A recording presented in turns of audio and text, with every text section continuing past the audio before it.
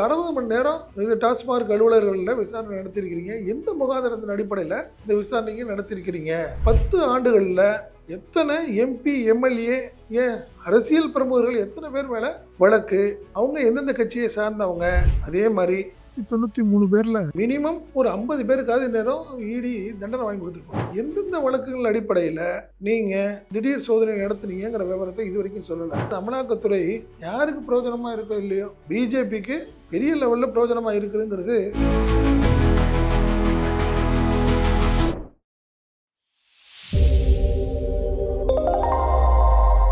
அனைவருக்கும் வணக்கம். கடந்த வாரம் சென்னையில் உள்ள டாஸ்மார்க் அலுவலகங்களில் அமலாக்கத்துறை திடீர் சோதனை நடத்தினாங்க. ஒரு நாள் இல்லை, 2 நாள் இல்லை, 2 நாள் பண்ணாங்க. டாஸ்மார்க் சப்ளையர்ஸ், அதுக்கப்புறம் மதுபான ஆலைகள் எல்லாத்தையுமே அவங்க அமலாக்கத்துறை திடீர் சோதனை நடந்துச்சு.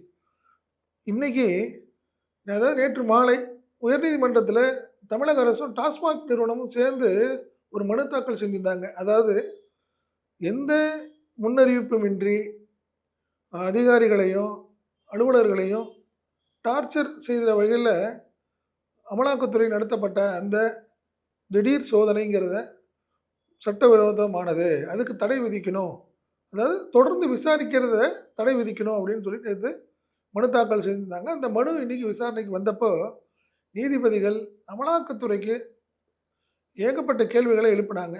குறிப்பாக பார்த்தீங்கன்னா, எந்த அடிப்படையில் நீங்கள் டாஸ்மார்க் அலுவலகங்களில் உள்ள சம்மந்தப்பட்ட அதிகாரிகளை விசாரணை நடத்துனீங்க? எந்தெந்த அதிகாரி தப்பு செஞ்சாங்கங்கிறது எந்த பட்டியலும் இல்லை. அதே மாதிரி என்ன விசாரிக்க போகிறீங்க அப்படிங்கிறத யார்கிட்டையும் நீங்கள் தகவல் சொல்லலை. திடீர்னு விசாரிச்சிங்க.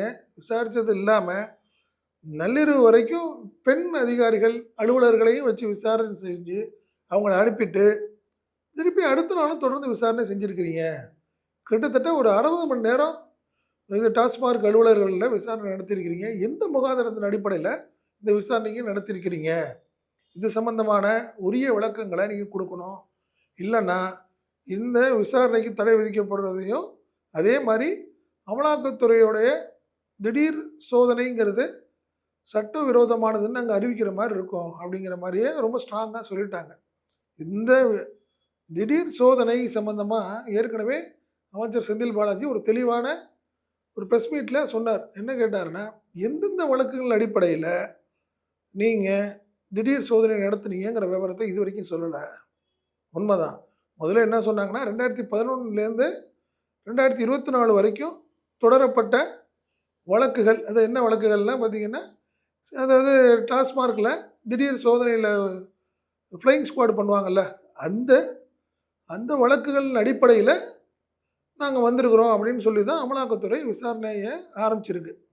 ஆனால் அது சம்பந்தமான எந்த டாக்குமெண்ட்டையும் இது வரைக்கும் அமலாக்கத்துறை டாஸ்மார்க் அதிகாரிகளுக்கோ நிறுவனத்துக்கோ ப்ராப்பராக இது வரைக்கும் அவங்க சொல்லலை, கொடுக்கலை.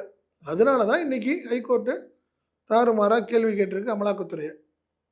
இந்த அமலாக்கத்துறை ஆய்வு விசாரணைங்கிற பார்க்குறப்போ, இப்போ கடந்த சில நாட்களுக்கு முன்பு பார்த்திங்கன்னா, பாராளுமன்றத்தில் ஒரு பெரிய தகவல் அமலாக்கத்துறை பற்றி, அதாவது நீங்கள் வருமான வரித்துறை, அதாவது நிர்மலா சீதாராமன் இருக்காங்களே, நிதித்துறையே ஒரு கேள்விக்கு பதில் சொல்லியிருக்கிறாங்க.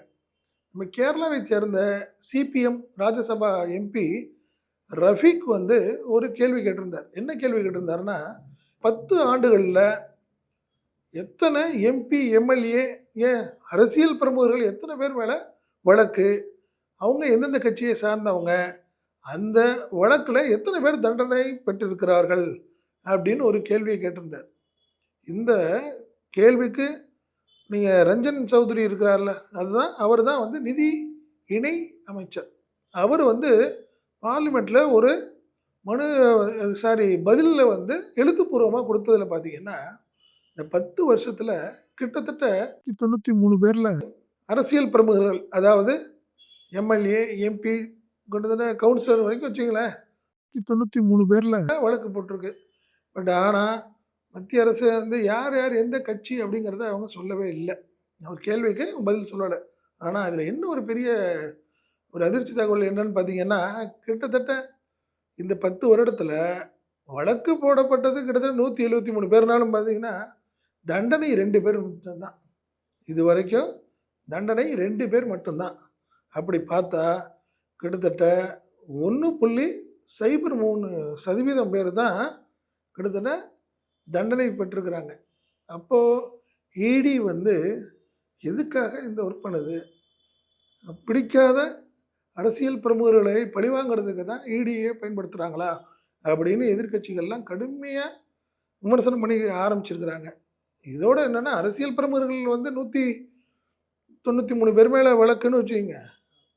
பட் அதிகாரிகள் மேல எவ்வளோன்னு பார்த்தீங்கன்னா, அதாவது அரசியல் தொடர்புடைய நபர்களுக்காக உதவினார்கள் என்பதில் கிட்டத்தட்ட ஒரு 5000 பேர் மேல கிட்டத்தட்ட வழக்கு போட்டிருக்கு இந்த 10 வருஷத்துல. ஆனா, இந்த வழக்குல எவ்வளோ பேர் தண்டனை பார்த்துட்டீங்கன்னா, ஒரு 30க்கும் குறைவானவர்களுக்கு தான் தண்டனையே கிடைச்சிருக்கு இதுவரைக்கும். அப்படி பார்த்தா ஒரு 10% கூட இல்ல. ஒரு 5000 பேர்ல நீங்க பார்த்தீங்கன்னா, ஒரு 500 பேராவது அட்லீஸ்ட் நீங்க வந்து தண்டனை வாங்கியிருக்கணும். அதே மாரி 93 பேர்ல மினிமம் ஒரு 50 பேருக்காவது இந்நேரம் இடி தண்டனை வாங்கி குடுத்துருக்கணும். இதுவரைக்கும் இல்ல. இப்ப நம்மளுக்கே நல்லா தெரியும். எந்த ஒரு முகாந்திரமும் இல்லாம, நீங்க போக்குவரத்து கழகத்துல அது பழைய வழக்குகள்ல அமைச்சர் செந்தில் பாலாஜிய கிட்டத்தட்ட 15 மாசத்துக்கு மேல அவர வச்சு விசாரணைங்கிற பேர்ல, அதாவது விசாரணையே இல்லாம ஜாமீனே குடுக்காம வச்சிருந்தது இடி. இது இந்த வரைக்கும் பார்க்குறப்ப, இப்ப நம்மளுக்கு இந்த ரஃபீக் எம்பியுடைய இந்த கேள்விக்கு பதில் இருக்கிறத பார்த்தா, கிட்டத்தட்ட எதிர்க்கட்சிகள் பல ஆண்டுகளா சொல்லிட்டு இருக்கிறது, நீங்க இடி வந்து அதாவது அமலாக்கத்துறை யாருக்கு பிரயோஜனமா இருக்கோ இல்லையோ, பிஜேபிக்கு பெரிய லெவல்ல பிரயோஜனமா இருக்குதுங்கிறது தெளிவா தெரியுது. நமது தமிழ் நியூஸ் சேனலில் உங்களது பொருட்களை வெறும் 500 ரூபாயில் விளம்பரம் செய்ய வேண்டுமா? தொடர்புக்கு 7806942275 தொடர்பு கொள்ளுங்கள்.